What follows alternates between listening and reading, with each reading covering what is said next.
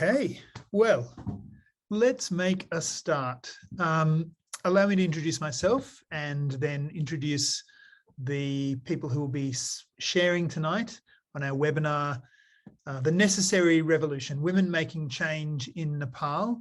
So I'm Ben Thurley. I'm the CEO of International Nepal Fellowship Australia. And it's a real privilege to be in this role because of the work that we get to support in Nepal. And it's a real privilege to be able to initiate this webinar. INF Australia has been running a series of webinars over the last few years. We began them prior to COVID and lockdowns and live, in-person events having to stop. But we've certainly honed the craft during the last couple of years when we couldn't meet in person. But this is one of the webinars that I've really been looking forward to because of the speakers we have to share. I'm going to introduce them and then I'm going to, Barb, what are you doing? Sorry. Barb, can you stop sharing your screen, please? I'm going to try to work out how to make that happen. I didn't think participants would it was possible for that to happen.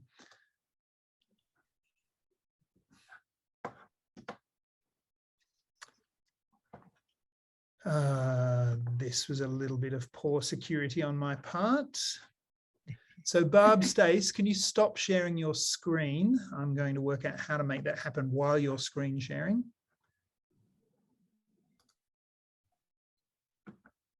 Okay, I can do that. Excellent.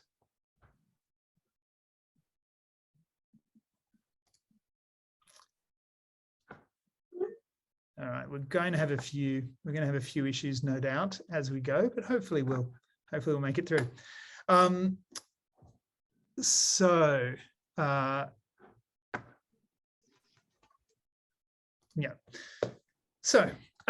Inga Baumann-May is going to be emceeing and facilitating the discussion. Inga is a German Australian. She's currently the Senior Monitoring, Evaluation and Learning Advisor with a group called Investing in Women Asia. She's got a lot of experience in public health. She's been the public health advisor for International Nepal Fellowship in Nepal, based in Nepalganj, with her husband Neil. As the public health advisor with a focus on maternal and child health. She, during that time as well, made significant contributions to organizational strategy, to mentoring and supporting particularly women leaders inside INF Nepal. And she, as I said, she'll be facilitating the conversation tonight. And sharing about the conversation, Women Making Change in Nepal, we have Shakuntula Subedi, who is currently on maternity leave as INF gender officer. So she's a passionate social worker from the Kanali province. She's worked for over 7 years in NGOs with a particular focus on empowerment of women, gender equality and rights, but she's got a lot of project management and education experience prior to that. She'll be sharing about her work directly in INF, but also experience that she's had, for example, volunteering and program coordinating with the Association for Marginalised Women in Nepal. And then our other speaker tonight is Kumari Gurung. Kumari is currently the program support team leader for INF Nepal. UMN. Sorry, getting a little bit distracted by stopping videos and speaking at the same time. Program support team leader for UMN, United Mission to Nepal. She has been for many years also the peace building team leader with UMN. She's got more than 2 decades of community development experience and over a decade of peace building experience working with poor, discriminated, marginalised and divided communities. She's a master's in applied conflict transformation and has a real passion for community development, particularly with a focus on peace building, but now wider experience across all of the programs that UMN supports in Nepal. So it's a real pleasure and privilege to be on this Zoom call. I'm going to step back and just kind of monitor and check with how things are going. But let me just point people who are maybe new to Zoom. I honestly find it hard to believe that anyone after 2 years of COVID is still new to Zoom. But if you haven't been on a Zoom call or you've forgotten how it works, down the bottom of your screen, you'll have a little chat pane, a little chat button, and the chat button will allow you to enter a chat to either everybody on the call, or you can chat with specific individuals. So if you've got a question, just put it in the general chat pane. That way I and others can follow it. And when we get to the end of the discussion, we can raise it, or just a comment or response to things that you're hearing during the presentation. So Shakuntula and Kumari will be sharing a little bit each, and then there should be time for questions and conversation towards the end of the webinar. But please keep your video off and keep your microphone muted during the presentation. That way we can really focus our attention on the speakers. So I'm going to hand over to Inga, and thank you all so much for making the time on a Monday evening or a Monday afternoon if you're in Nepal. We have definitely a cast from around the world. Our 3 female presenters tonight, 3 women leading. One is in an office or a hotel room in Canberra, that's Inga. One is in her office space in Kathmandu, that's Kumari, and one is in her office space in Nepalganj in southwest of Nepal, and that's Shakuntula. So great to have you all involved, and really looking forward to what you're sharing tonight. Thank you very much, Ben, for welcoming us and introducing us. And I just want to say that I'm really, really excited to be involved tonight or this afternoon with this session that we're having on women making change in Nepal. And I think most of you are no strangers to Nepal. You know about Nepal, you've heard about Nepal. And some of the issues that we are talking about, they might be specific for Nepal, but we know that gender equality is actually an issue that is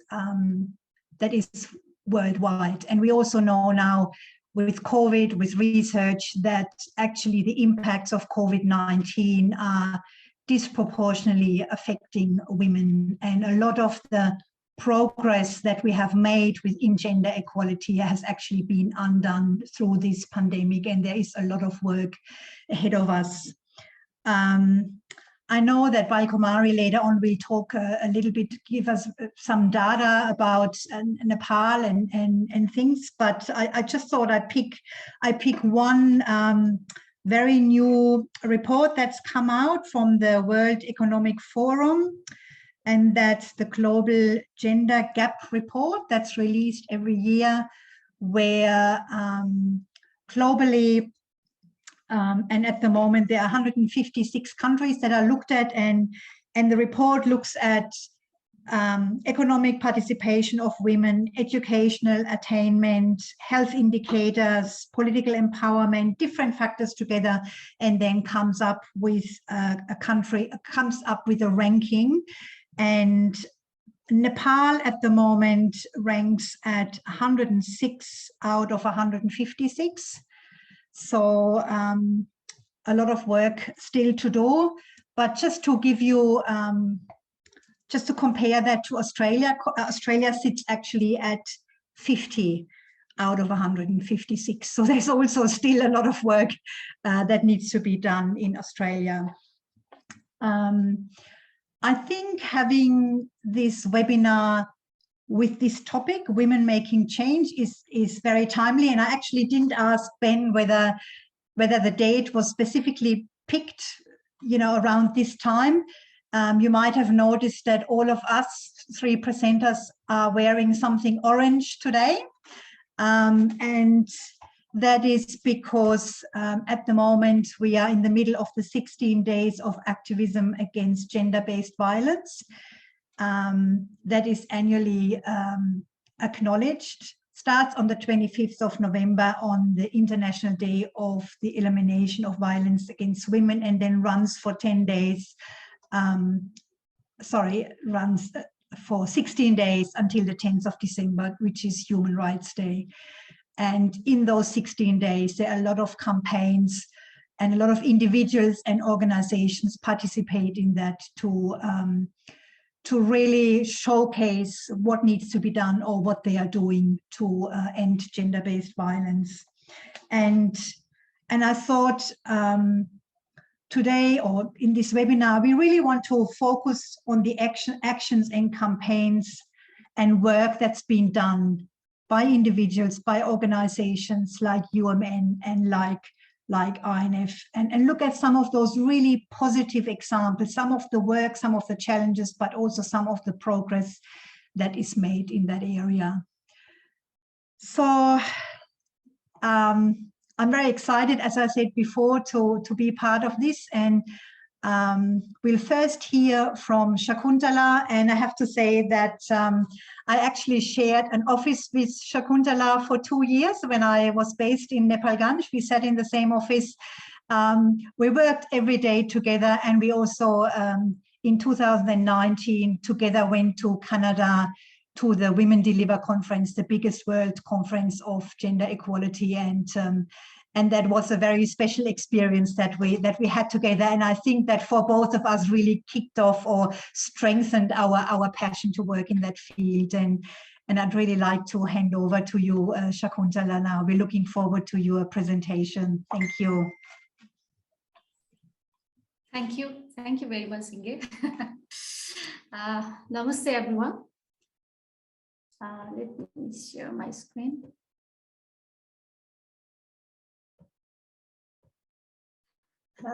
Okay. So, namaste. As Inge told, I am Shakuntula Subedi, and I'm from Nepal.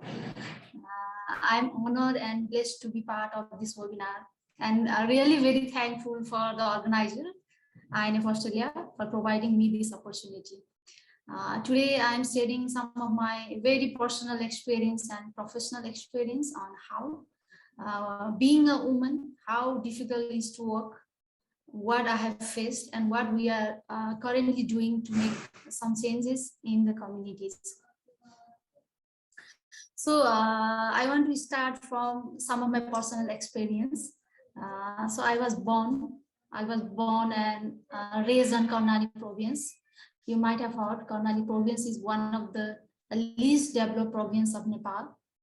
I have brought up in a patriarchal based family and society where a woman life is is strongly influenced by her father, by her husband, and male members of the family. And since my childhood, I have seen how gender discrimination leads to restriction in education, mobility, participation, and decision making for women and girls in my society and in my community. I still remember when I was a child, there used to be many, incident of violence against women due to misuse of alcohol in my community, as alcohol is easily available in the market. So since my childhood, I have seen, some positive and some negative aspects that are related to gender. So today I'm sharing some of those experiences, not only negative, but some of the good changes we are making in the communities. So firstly, I want to share you for the motivation, what make me, what motivate me to work on this field. So there is one incident. It's not a good, it's a very bad incident. I will share you that incident. When I was at school, I have a very close friend, and she used to share me about the pain and suffering of her mother, how her father used to abuse, give torture to her mother. And every time when she meet me, she just share me about the things, and we don't know what to do at those time because we are at school, and at that time we can't speak up because we have very little knowledge on those things, and especially on the domestic violence and the violence that occurs within the family, because those things are never discussed in our school, families, or communities. So after some time, I hear my friend's mother, she did suicide. So that moment, or that time that incident hit so much in my mind that I hardly sleep for many days. I have regretted for not sharing those things with my family and my friends. So from that very moment, something hit on my mind and my heart that I must do something for the women. I must do something. So I have to work for women who can speak. So hence, from the right moment, I have a deep feeling inside me that I should do something for the women. So I started my career on development sector, and I have started working as volunteer in Karnali province on a local NGO that works for women empowerment. This opportunity actually added a plus point into my career. And while working with a local NGO and remote places of Karnali province, it makes me realize that advocacy and awareness are very important in rural areas to make some positive changes in oneself and its communities. And later on, I continue work on this field. So now I will share on how I have entered in INF and what I am doing here. So I have started working with INF Nepal since 2018 as a gender officer. My responsibility is to work on gender mainstreaming on the organization and at the community level. So today I will share on the community projects or the community work we are doing and the changes we are making on our communities. So today, INF have various projects that run on communities, but today I will share you about a project that is Power. As the name indicates, it is a very powerful project. Although it have very small project, it's not a standalone project. It is inbuilt in existing project, but it has a very good impact in the communities. So in the screen also, you can see the working areas of INF Nepal. So including those areas, Power is being implemented in most of the rural area like Bazura, Jumla, Mugu, Kapilvastu and Rolpa. We are working on 5 districts. And Power is a consortium project. So INF with 3 other organizations, we combinedly are working on this project. So we have a second phase of this project. We have started our first phase from 2018 to 2021. And recently from July, we are running the second phase. So our focus was on empowerment, policy dialogue, and gender mainstream in first phase. And then now on our second phase, we are working on empowerment, advocacy, and institutionalization. So in today's presentation, I have brought so many images and so many photos that is very close to my heart, which I want to share with you. So in the first picture, you can see that actually that was captured by Inge. That was one of the community photos of Rapti Pari where we have visited. So basically what we do, we just share, discuss with women groups, not only on INF working areas, but within our neighborhoods, our communities, about the social issues, what they know, what they are feeling, and all those things we share with them. And we also give training to local government representatives, especially on the health-related staffs, for gender-sensitive services, and for gender-responsive planning and budgeting, all those things, we give them trainings. And in INF, we have many genderful persons in rural areas that are working specifically for making awareness on gender and social issues. So these are the photos of gender focal person. So we build a capacity of those gender focal person by providing them different trainings, orientations, and sharing sessions. And as I mentioned before, we give gender responsive planning and budgeting to local labor representatives so that they can, can give priority to gender related budgeting and other related budget while planning for the budget. And we are also working together with local authority to address gender-based violence in our communities and we are working areas. And you can see on that screen that was actually on last year's 16 days of campaign. One photo is from Bazura and one from Mugu. During the campaigns, our gender focal person and self-help group, they coordinate with local government and they organize these mass advocacy campaigns in rural areas, which is very effective.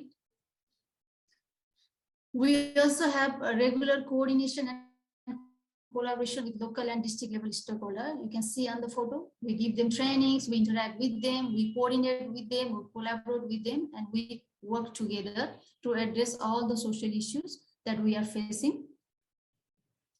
And we have some publications and brochures that make our community people aware on those things. You can see on first image, we have Pscs code of conduct. We have in English and Nepali version, that is preventing of sexual exploitation, abuse and harassment.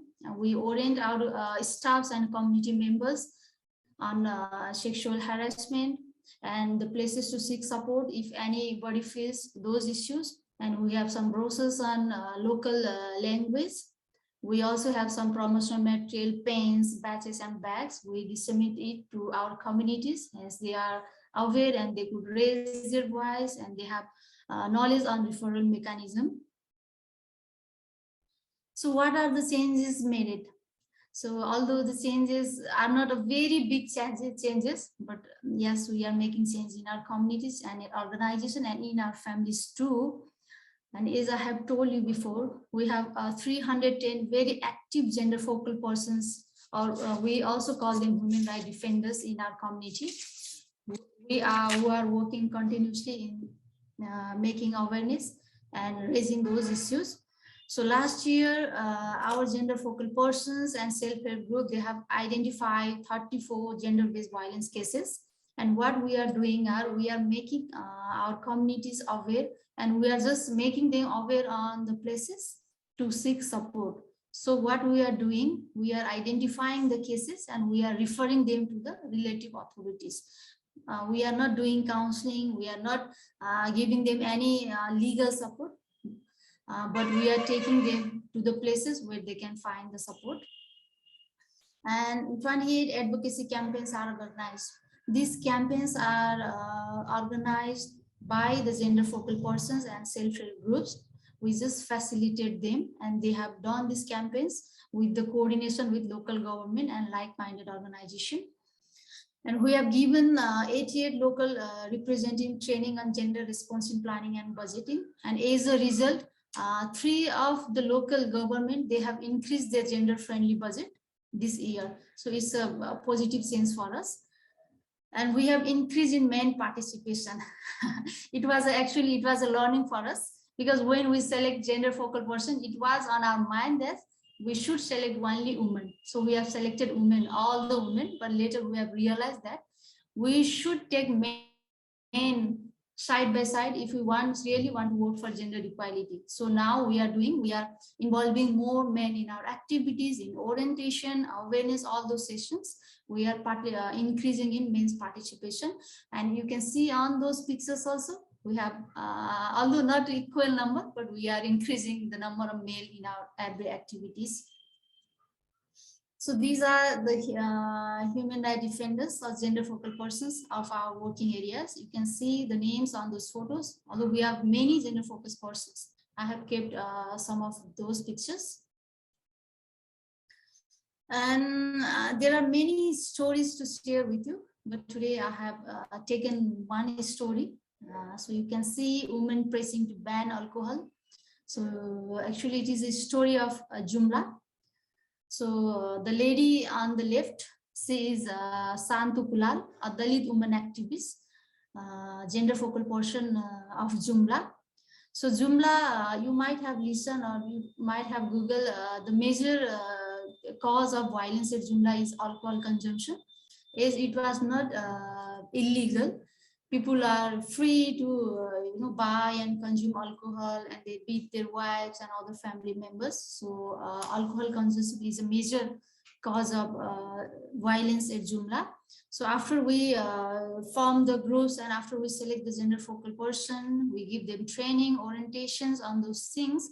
And what they have done, led by the campaign led by Santu Kulal, many women join her. and they demonstrate in front of rural municipality office demanding the village to be declared alcohol free. They have, they work together with local government, some like-minded organization, and they just protest in front of rural municipality for many times. So recently rural municipality support them, and they have made 2 VDC alcohol free, and they have announced some sort of fine for those who enter the village consuming alcohol. So they have kept some fine like 200, 500, although it's a very small amount, but they have done it with the coordination with RM representatives and their members, and with some male members too. So now if you went there, we can see the alcohol consumption, although it's not eliminated, but it's very much minimized. People are very limited to consume the alcohol nowadays, and the violence rate that was, if compared with before, it's very low. So I have shared this story with you. And Santu Kulal, the woman activist, she shared with me that advocacy courses are very important to raise voices against domestic violence, and she is very happy to work with gender focal persons. Third documentary to share with you, and this, I hope this video documentary will cover all the points and many more that I have shared with you.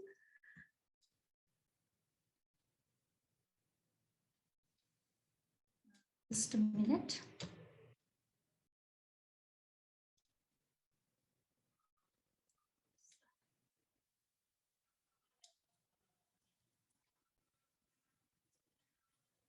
I hope you can hear it.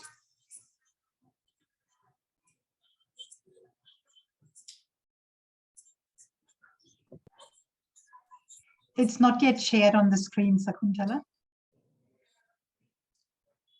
Sorry? It's not yet sharing the screen. We cannot see it yet. Sorry. Share back. Okay, let me share it again. Okay. संस्था भन्ने रूपमा पनि चिनिन थालिसकेको छ।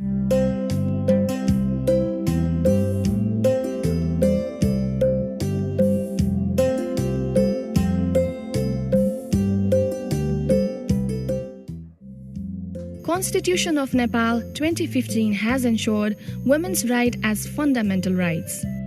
Positive discrimination initiatives have been enshrined in states' development policies for women's empowerment. To implement such policies and constitutional provisions, various mechanisms have been established at local, provincial, and federal levels. All the governments have prioritized the gender-responsive budget in state-led development endeavors. Government has encouraged the promotion of collaborative efforts with donors, non-government organizations, communities, and development actors to translate meaningfully the gender and development provisions. Promoting women's empowerment and rights targeting rural women.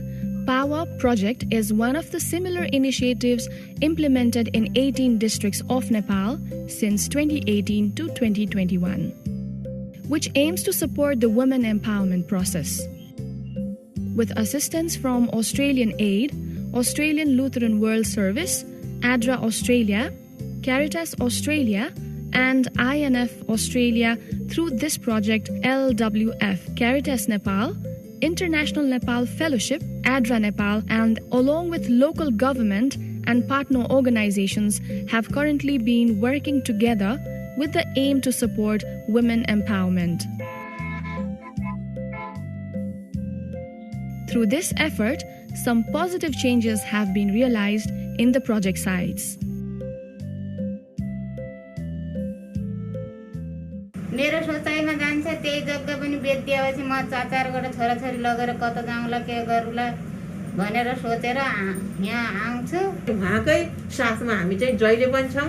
तपाईँ हात्तिन पर्दैन, मर्छु पनि भन्नु, तपाईँ मर्ने हैन, छोरछोरीको लागि भने तपाईँ बाँच्नुपर्छ भन्ने कुराहरू हामीले चाहिँ यसरी बुझाउँदै उहाँको साथमा भइरहेको छ।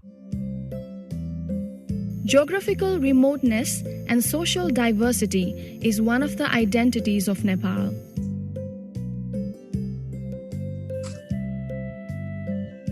This also poses as a challenge for women empowerment at rural area as well. However, the commitment and rigorous efforts of local government can be instrumental to break the challenge and make the gender empowerment possible. Mabang village in Sunchahari rural municipality, Rolpa local women group managed to end the wage discrimination between men and women, which was there for years.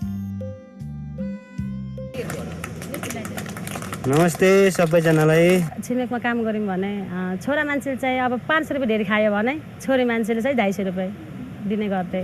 अनि अहिले हाम्रो समूहमा आइसकेपछि जति छोरा मान्छेले ड्यारी खान्छ अनि त्यति नै हाम्रो पनि खाइरहेछौँ।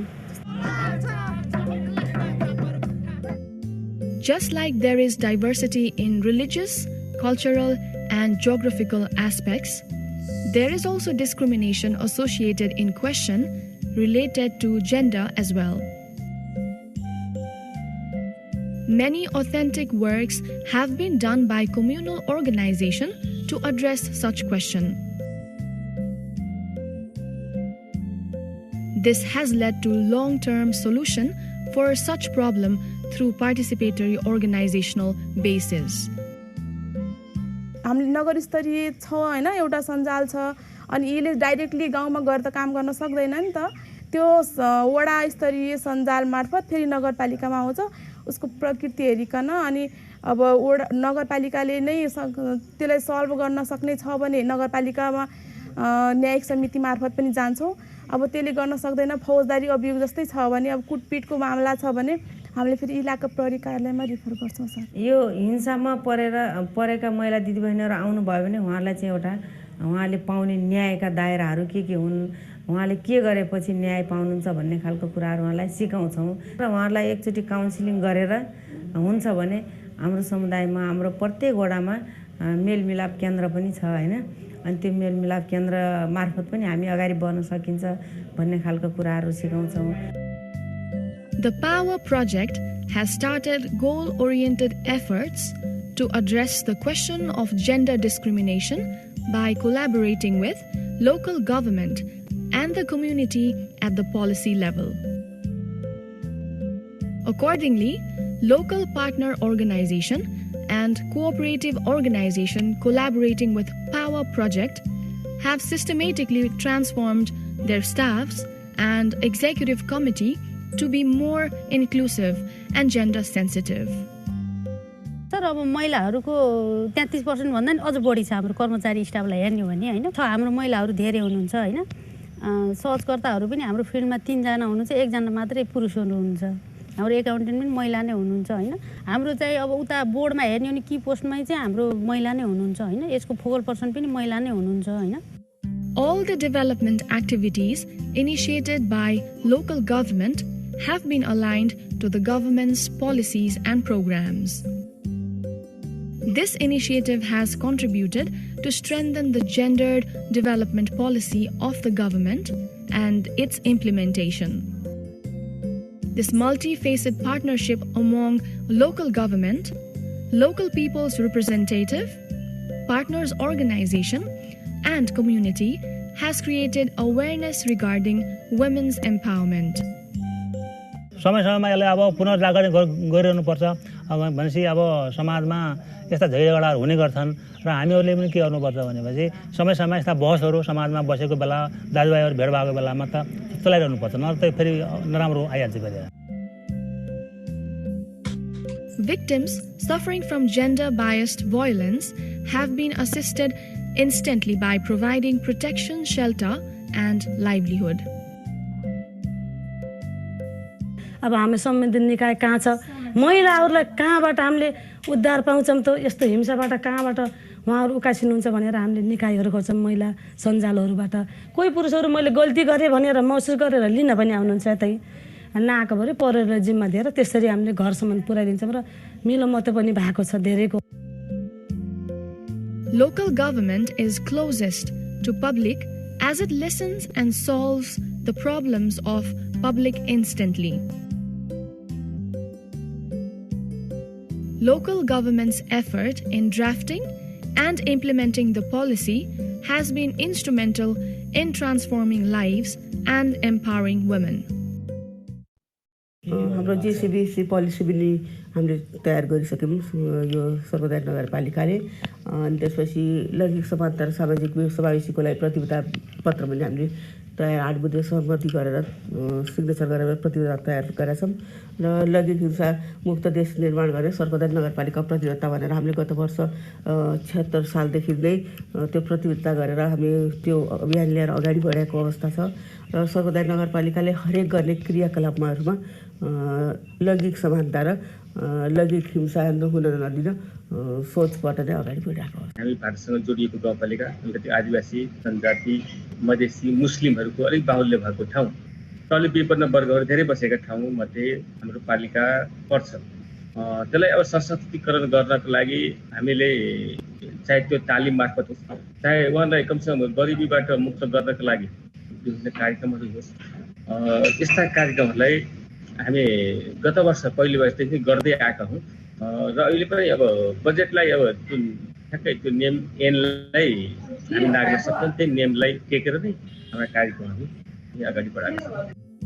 Power Project, which was initiated as a model project in the selected districts, has particularly helped local level government in drafting policy and legal instrument. This effort has contributed to increase the participation of women at the local level. Women's participation has been increased by at least 40% in partner organizations in the project districts. Marginalized and targeted women have been accessing the service provided by local government quite conveniently, unlike in the past. Policy implementation regarding women empowerment is being advocated, and local government and representatives' commitment has also increased. Activities for women development has increased where Power Project has been implemented. Yes power परियोजना मार्फत राज्यको हरेक निर्णायक तहमा महिलाहरूको अर्थपूर्ण सहभागिताको सुनिश्चितताको लागि निरन्तर पैरवी गरिरहेका छौं। यसका साथै हामी लैंगिक विश्लेषणात्मक विधिहरूको प्रयोग गरी महिलाहरूको सवालहरू पहिचान र सचेतीकरण र जेन्डर अडिट गरी संस्थागत कर्मचारी तथा व्यवस्थापकीय तहमा महिलाहरूको सहभागिता बढाउने काममा जोड गरिरहेका छौं। If the learning continues in a similar manner, then women empowerment and development will be significantly enhanced.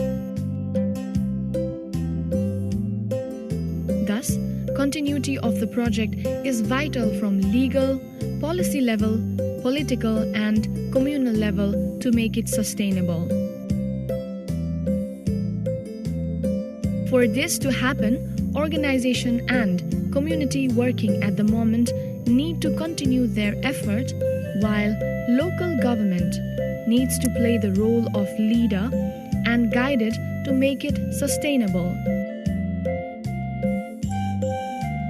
The enthusiasm and commitment shown by local government regarding women empowerment can be taken as successful effort in the future.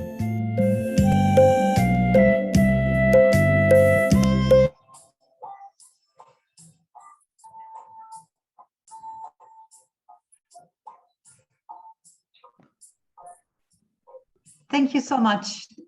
It's at the end of your presentation. Yes. Yes. Yes. Thank you so much, Shakuntula. Wow, that was very powerful. I don't know about you, but for me, there were really, I mean, so many things, but really two things that stood out for me personally. One of them was this personal story of yours, and thank you very much for sharing such a deep personal story that motivated you to actually work in that space. And I think that's very strong and powerful, and thanks for sharing that. And then with the Power Project, what really stood out for me was that multi-pronged approach that you're using. You're using all these different levels, using the campaigns, you're using the media, you're training local women, you're working with local government, you're making sure that that's taken on by local government, you work in the policy area, you're getting allies, you're involving men. So there's really all these different sides and elements that come together. And you said there's only little change, but I think some of those social norms, they sometimes can take up to generations to change. But I guess with the different areas that you're coming in, you're really setting it up for that change, and it's already happening, as you said. So thank you so much for that, and we'll hopefully there were one or two questions around that. We'll hopefully get to that later on. Thanks for that. But now we are moving over to you, Kumari. So it's really a great privilege to hear from you as well. And I have to say that that when I first came to Nepal, I actually worked for a few months with UMN, so I know a little bit about UMN's work as well, and I've met Kumari, and it's a really great privilege to hear from you as well about your experiences and your work, and I just hand it over to you. Thank you. Thank you, Ingi. Let me share the screen. I don't know how it will work, so.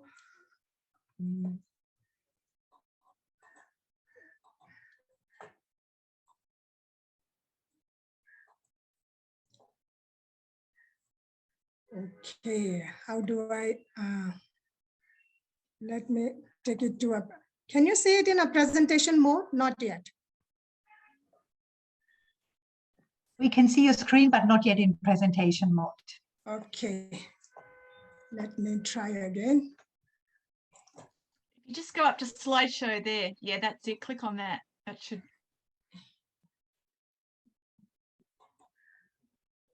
From the beginning. Okay, now we got it.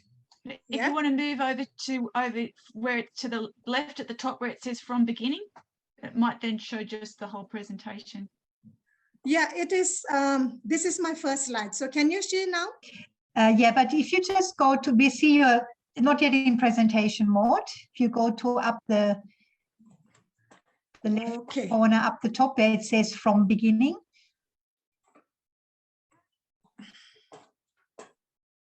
Okay. Yeah, up there, further to the left, further. Yeah, there. Yes. Is it working now? No. No, let me try again. Yeah. Let me try again. Sorry. I know it worked. I know it worked before when we tried. It worked before.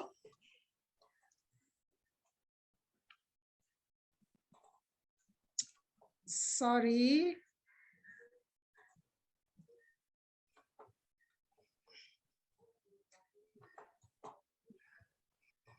Okay.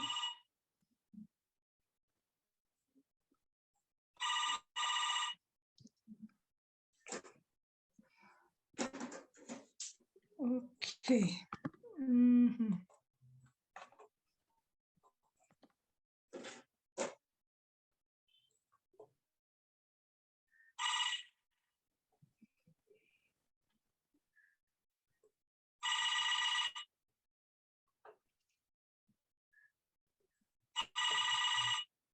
We see your presentation, but not yet in presentation mode. Yeah, try down there. Yeah, you're clicking on the right.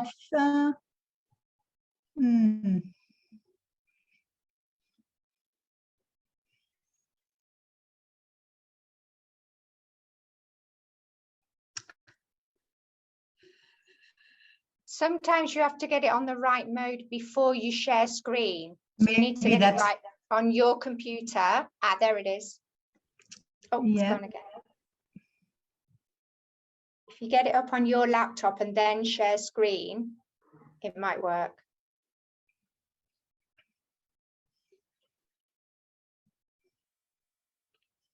Yeah, so put it in the right presentation and then share the screen. Try that. Yeah.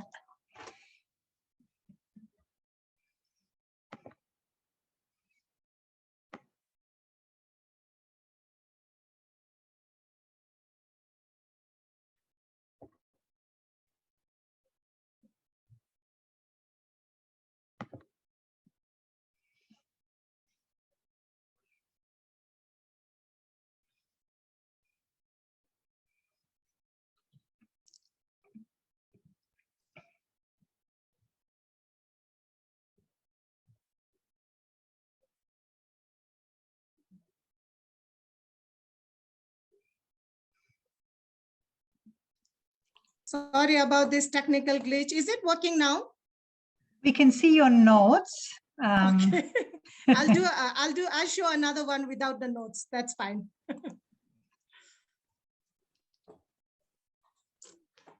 We tried it before and it worked. So it worked earlier, but I don't know yeah. Sorry about that. Let No, me it's try okay. again.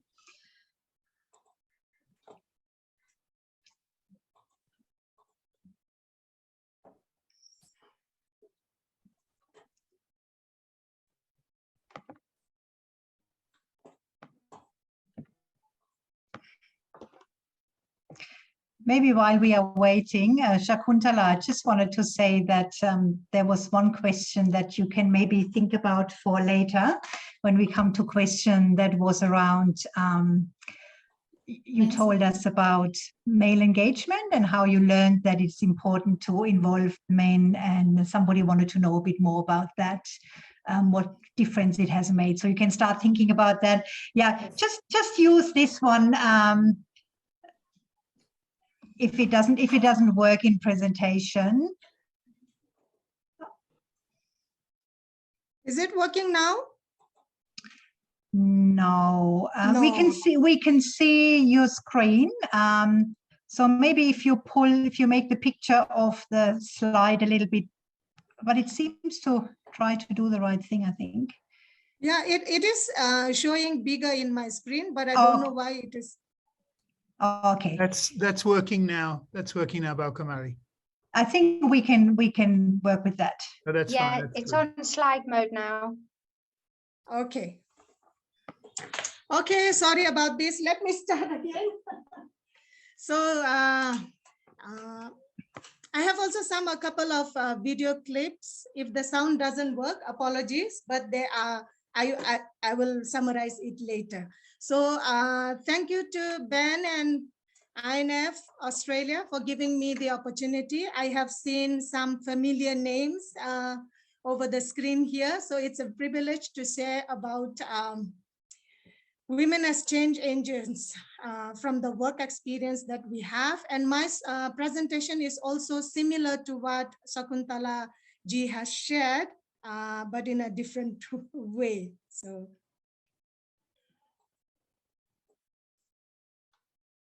So I will be sharing a little bit about my personal inspiration, the context overview of gender justice, and also my work experience. So if I look at my personal life, if you look at this screen, you will see two pictures. One is about my family photo, and the second one is a group discussion that we had conducted in one of our monitoring visits in Bajang district with a project. And these women were are the single women groups or widows, which also known as widows, but we call them single women group. So in our family, I am the eldest in the family, and we have 7 siblings. We had 2 brothers after 5 sisters. My parents did not have this family planning because they were always expecting a son. And after 5 daughters, then finally there was a son. So although my parents come from a Buddhist family, actually in the Buddhist family, son is not important. When the rituals are done, it is done by the son-in-law. So daughter is important. But then we were so much influenced by the Hindu culture that you need a son to take you to heaven, you know. And so one of the things that I get inspiration is my story was similar with Shakuntala ji. When I was in my teens, when my mother did not haven't given birth to my brothers yet, my grandparents had actually looked for a second wife for my father because my mother couldn't bear a son to the family. So after hearing this news, my mother was very sad, and then one day she attempted to commit suicide. But luckily I was there. I was in my early teens from this, there was a holiday, and I saw my mother going in the attic and trying to put this rope around her neck. And I shouted and I cried for help. My father came, and then she was saved. But that point that was a turning point for me to, understand about gender justice, to have this passion. So I decided then I will not get married. I will not, I will like to show that a daughter can show a difference, can make a difference. I can be as equally, I would like to show to my family, my relatives, and my community that a daughter can do equally as much as a son. So then gender justice became my passion. But then my parents, my father did not marry the second lady that my grandparents, luckily, which was, my father was an understanding person.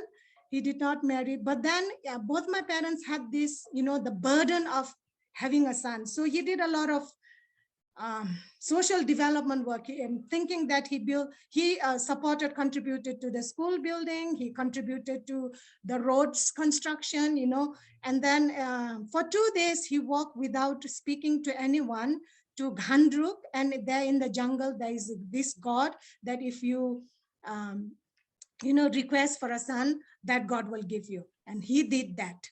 And then finally we had 2 brothers, and when my mother gave birth to the first son, her confidence was raised. That was when she lived a life that was satisfactory to her. Otherwise she was always in a kind of mental pressure. So coming back to the context, if we look at the world context,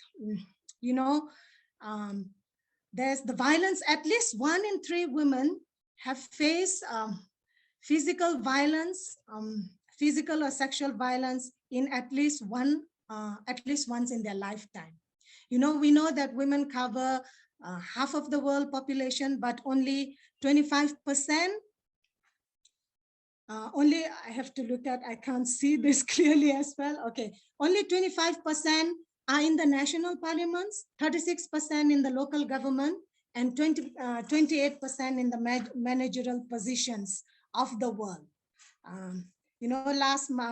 Only a couple of weeks, last couple of weeks back, we had a good celebration in UMN.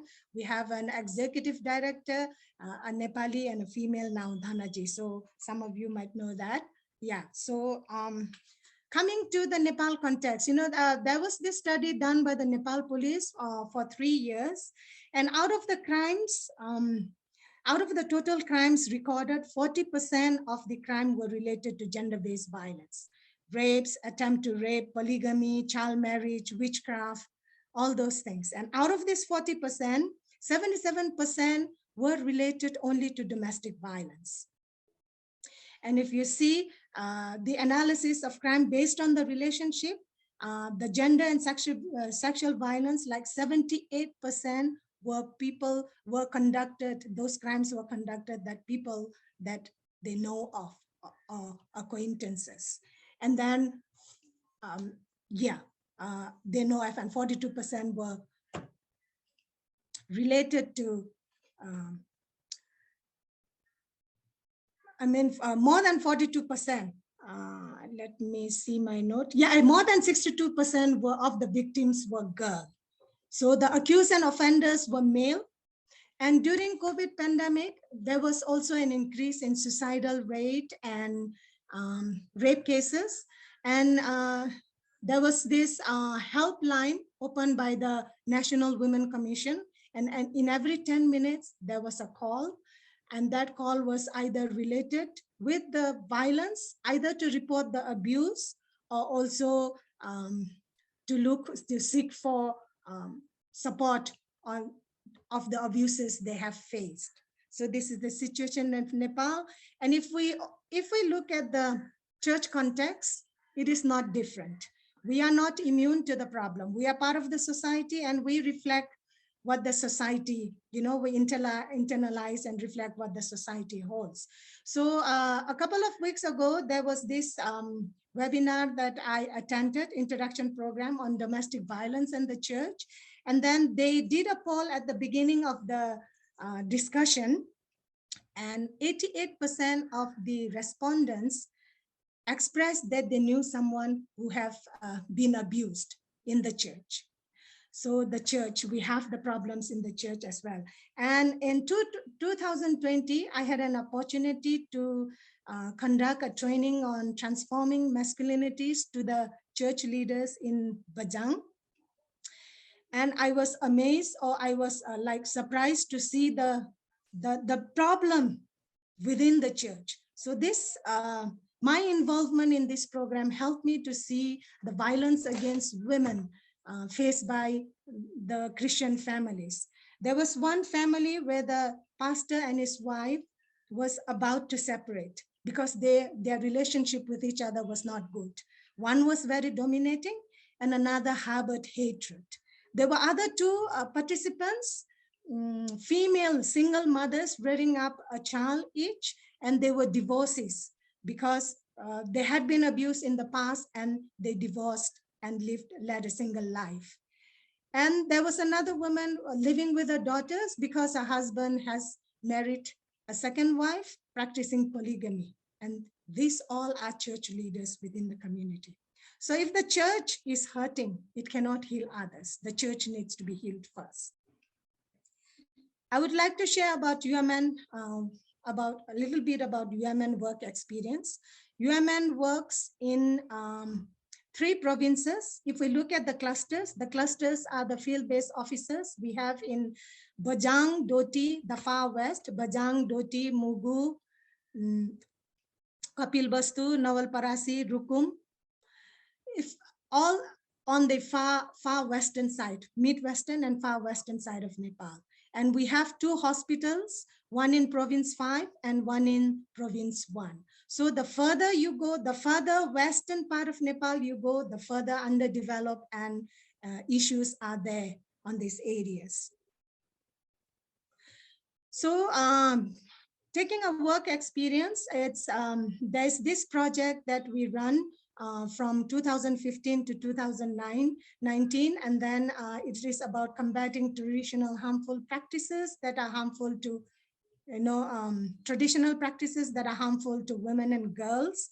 And the main goal was to enable equitable and harmonious families and communities. And the purpose was to encourage both men and women, boys and girls, to develop positive and supportive or equitable gender attitudes and practices. So this was implemented in 4 VDCs of Bajang district. And from the learnings and experiences of this project, there is another phase of project which we have continued in another new location where the UMN in the change process has defined different locations, and it is called Ending Violence for Equality, EVE project. So that is a second phase that has been started from 2020. So when we did the problem analysis initially with this, when we developed this program, we had a lot of interactions. We had this needs assessment, we had workshops, and then we also had deck studies from the documents provided by the districts and other organizations working there. So during the analysis, there were 27 harmful traditional practices identified by the community. And it was overwhelming, and so it was too much. So we then requested the community and the stakeholders, local stakeholders, to prioritize what are the areas that they want to work on, and they prioritized 3 areas. One is Chaupadi, second, violence against women, third, alcohol abuse, which is similar what Shakuntula ji has also shared in the earlier presentation. So Chaupadi is a system that is a harmful traditional practice that women and girls, when they menstruate or when they give birth, then they are taken as unclean, and then they are taken, kept out away from the house in the sheds. So the sheds are dark, small rooms. Some do not have this. I mean, the well-off people have better sheds, but then for the poor, it's dark, very small, one door, no windows, and a lot of things happen when they're out there. There have been cases of rape cases, snake bites, they died of snake bites, all those. And also in the cold, there's no ventilation, and when they burn fire inside the room, then they died of suffocation without oxygen. So those cases are there. Violence against women, we have already heard about the data on Nepal. So there's one, especially wife beating and child marriage. Those were the cases. And then, of course, alcohol abuse. So those were the things that they prioritize. So we work together with a local partner organization there. UMN cannot work directly, so we have to go through the local partner organizations. And some of our key approaches were group mobilizing. We work through groups, empowering the groups, group empowerment process. And there were men's group, women's group, boys group, adolescent boys, adolescent girls, mixed groups, and helping groups. We also have helping groups. Helping groups consist of people who are very influential, the political leaders, the key leaders in the community, the men, and then the religious leaders who can make an influence, bring an influence and support the other groups. And then we have the capacity building processes through trainings, exposure visits, participatory learning and sharing through the group, and then a lot of developing a lot of also IEC materials for education. Then also engaging the power holders. Men are the power holders. Police, the local district stakeholders, the government line agencies, specifically in harmful traditional practices, I think it's more the religious leaders. And then also we have partnership with the media. We train the media to bring out real issues, needs from the community, highlight those, and also highlight the positive changes that women and also some men have brought in the communities that they work with. So what are the changes? There are some changes that we have seen in the project. It's a small change, but those changes have been a good example for others to replicate. So alcohol abuse was one of the problems that they identified. Food, there may be food scarcity, but the men, after working daily wage, from when returning back, they, instead of going home straight, they go to the small alcohol shops and bhattis, we call that, and then drink, and then they become drunk, and then when they go home, then they become violent, abuse the wives, the children, and all that. So through the project, the women's group had awareness education. The men's group as well had this awareness education. And one of the women's group came up with a plan that they need to, come up with something to prevent this. So the women group came up with a rule, a local norm. So from 5 p.m.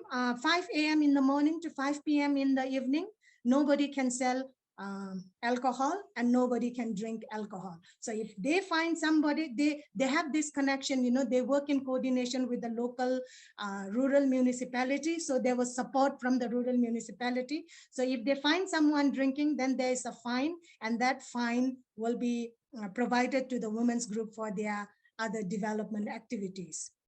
So slowly the change happened from once women group, they come up with certain norms. So the norms were changed, and then men slowly started to change. And then there was also this brothers group, we call them, and it's a group of men who drink and how to help them leave the alcohol, become and become sober. That was a training. In fact, we did not have this detoxification hospitals or clinics that we could detoxify. So the only means was through a self-realization process. And so we had this narrative therapy training for the men or the brothers group. In fact, Neil, Ingi's husband, he trained the project leaders, the project team, and then they helped the brothers group to help this internalization, self-realization, and leave the alcohol. So this is one of the men, Sher Darji. He left alcohol because his wife requested him not to drink, and also he was influenced by the brothers group, and he is a role model for the community there. He is no more now in this world, but then he's been taken as a role model. So the community have come up with measures to control sale and consumption. So in the brothers group also, Those who used to drink a bottle the whole day from morning till, sometimes 2 bottles, they've slowly, it's a step by one step at a time. It's not leaving the whole drinking habit, but from 10 glasses, they drop down to 5 glasses and then to 2 glasses and all that. So it's a very slow, painful process, but slowly things were happening. There were changes happening. So the other change that the women were able to bring were leaving the chow sheds. As you say, when women menstruate, they are taken as unclean. They cannot touch the kitchen. They cannot be inside the house. And girls stop going to school. They cannot drink milk. So if they do all these things which they are prohibited, then something bad omen will happen to the family. The crops will die. The animal will die if they drink the milk. Something bad will happen to the head of the family, their husband and son and all that. But through the group we trained, there was this one courageous social mobilizer who then have the courage to leave the cow shed. She left the cow shed and then people observe her. Luckily, nothing happened. If something would have happened, she would have been blamed for not. Coincidentally, if something happened, she would have been blamed, but nothing happened. So after seeing that nothing happened no bad luck came to the family, nothing happened with their cattle and crops, then the other women's group also followed suit, and they start leaving the chow sheds, which is a huge discriminatory action towards women and girls when they menstruate. And there is this one small clip. I don't know if there will be sound or not, but let's just go. This is a small clip, which is, broadcasted by the Nepal television of the women who have left their chow shed. They were recognized, they were respected, and they celebrated the event.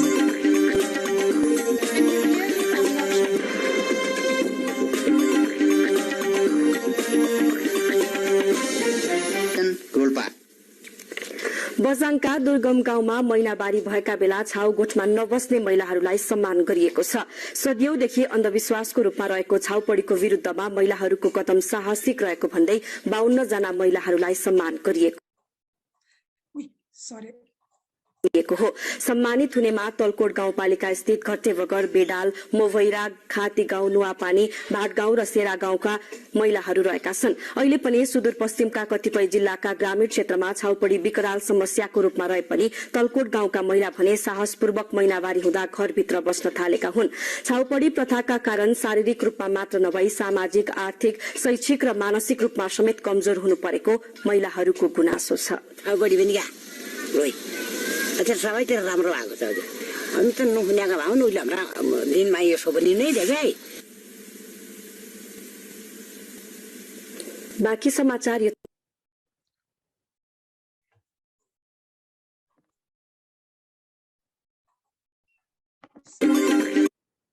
Okay.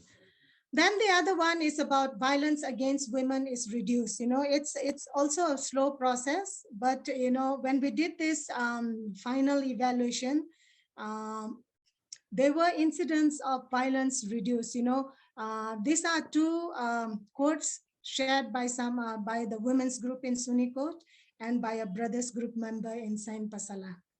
They have witnessed the changes in the behavior of men towards their women. So due to the presence of united force of women's group, the men of the village now hesitate to act violently against their wives and daughters. So an unseen but a social alert system has been strongly established by the women's group to address cases of violence against women, which is also supported by the local police. So there is a man from the brothers group. He said, now I take care of my children and help them getting ready for school, even accompany them to school. So violence against women is prevalent. So, and the women think that it is that violence which they face in their life is part of their life. They accept that, they never think that it is a problem. But through the women's group and a different group interaction, they learn to understand the situation. They spoke up, and then they were able to support each other when they are in need of those violent cases. So women are making change. Women are confident. Women are empowered through the program.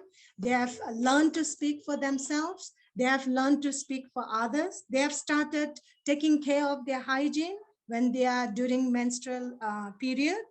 They have started to drink milk even during that period, and they also attend meetings, and the girls go to school. But still, they cannot go to the kitchen. They live inside the house during their menstruation period now, but still they cannot go to the kitchen. They cannot go to the place where they worship. But it's still a small change. There's a lot to be done. So we I might have another video. Yeah, Ingrid? Sorry, I just think we might have to skip that one. I'm just very conscious of the time. Yeah, sorry about that. Yeah. No, it's okay. So I would just like to thank you. Thank you very much for this opportunity. Yeah. Thank you so much. Sorry, I feel bad cutting you short there. I'm just very much aware of the time.